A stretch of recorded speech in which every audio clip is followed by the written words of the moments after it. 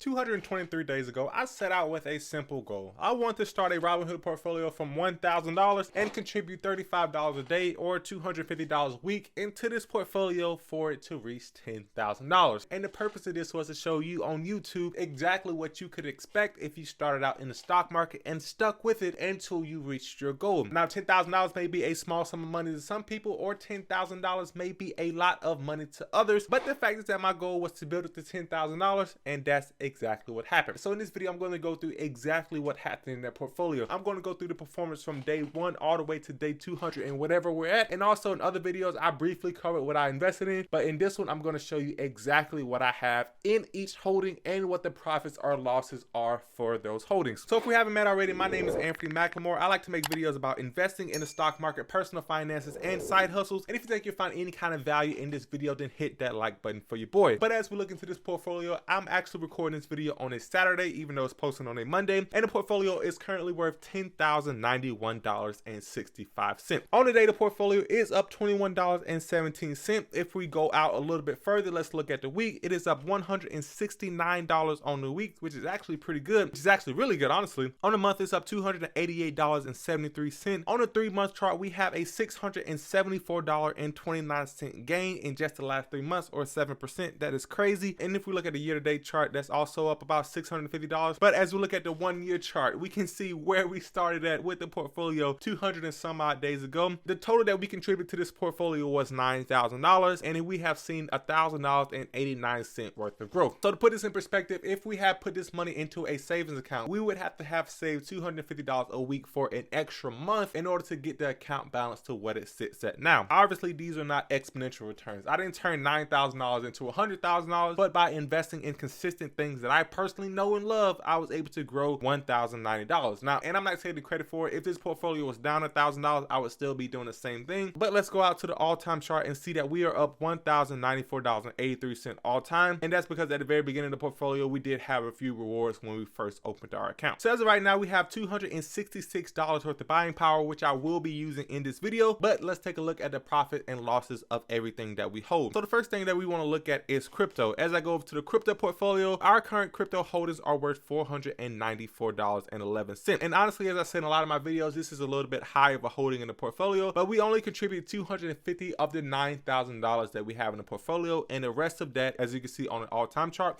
almost 100% of growth. We put $250 into the portfolio, $250.11, and we have grown $244.22. A lot of these holdings aren't serious holdings. The only serious holding I have is Bitcoin, which has a gain of 94.86%. A lot of these other gains are just for fun. The Bitcoin holding, as you can see, is worth $190. The Ethereum holding is also a serious holding. That's worth $93, and it has a 32% gain. I bought this one a little bit later, so I was not able to take advantage of this huge leap. As we can see, the date that I actually bought Ethereum in the first place was on January 12th. And if we look at the year chart, that's actually around where it's at its all-time high before it jumped. So I did take advantage of a lot of that jump, actually. And then we have a joke position in Dogecoin. It's actually worth $168 for some reason. But this is honestly a little bit high for me. I didn't know it was worth that much. Dogecoin is worth 16 cents per share. Dogecoin is actually pretty high. That's pretty cool. I'm not going to sell any right now. And I also have 1.5 million Shiba Inu coin, and that's currently worth $42. Honestly, didn't know that Dogecoin was so high. That's pretty cool. If it gets up to 40 or 50 cents again, I probably will end up selling. Actually, I probably won't. I'll just leave it in here. But now let's get into the biggest position to the portfolio. The biggest position that I hold is the Vanguard S&P 500 ETF. I have 13 shares of this with an average cost of $424.15 per share, which allows us to have a $712 gain, or 12.91%, and is currently sitting at 63% of the portfolio. Moving forward, the next biggest position that we have is the Vanguard Total International Stock ETF. We have 17 shares of this at $55.68 per share. It's currently a little bit above 10% of the portfolio, and we have an $83.63 gain on this. What is crazy is that this market value is $1,000 and it has an $83 gain. And then if we look back at crypto, we have a $200 position with a bigger gain than what we have in the Vanguard Total International Stock ETF. Crazy. I probably should have put more money in crypto had I known that was going to happen. But now let's look into some of the individual stock positions that I hold. I currently have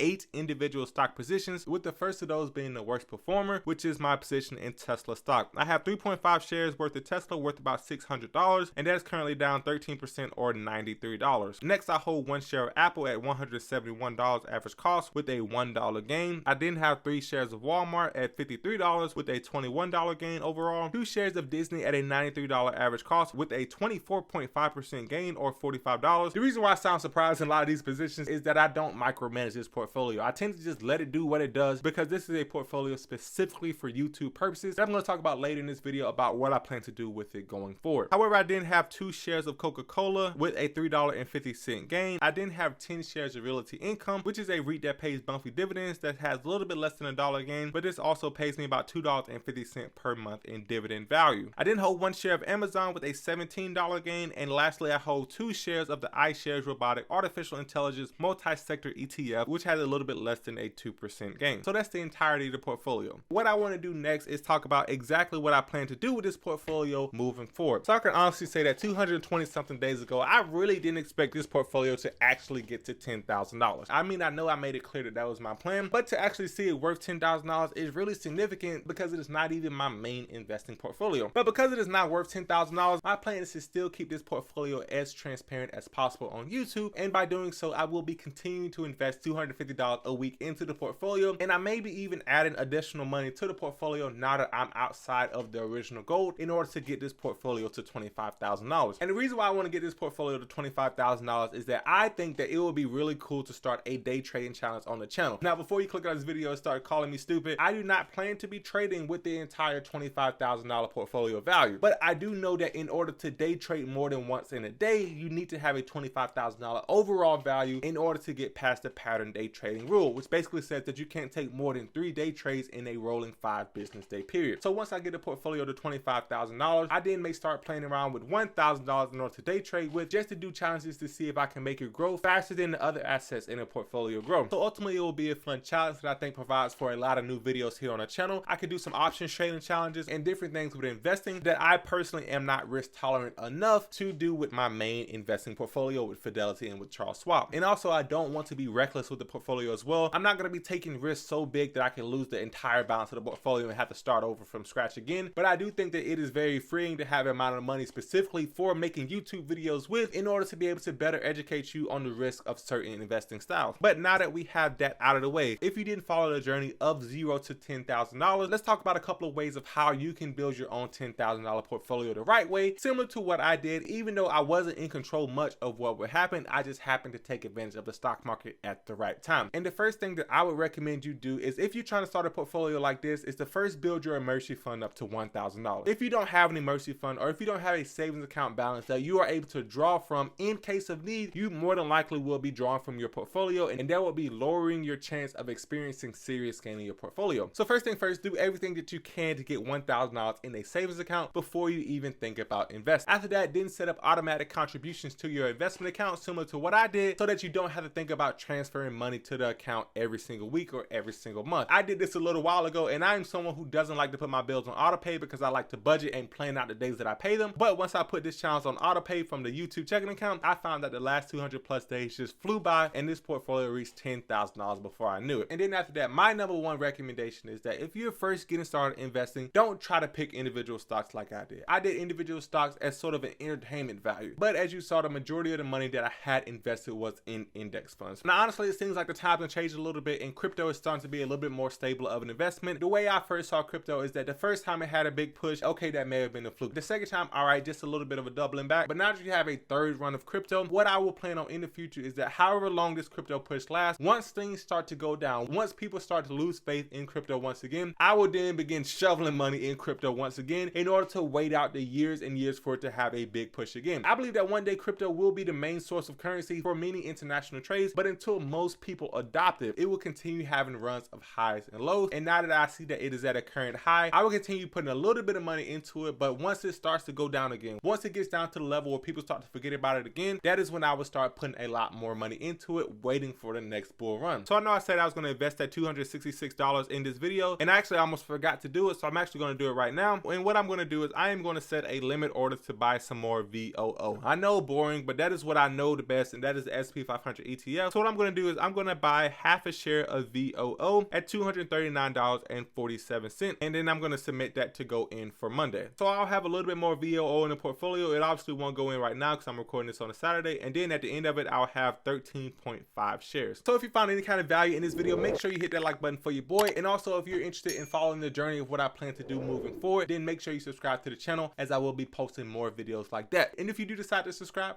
first, thank you, and I'll see you in the next one.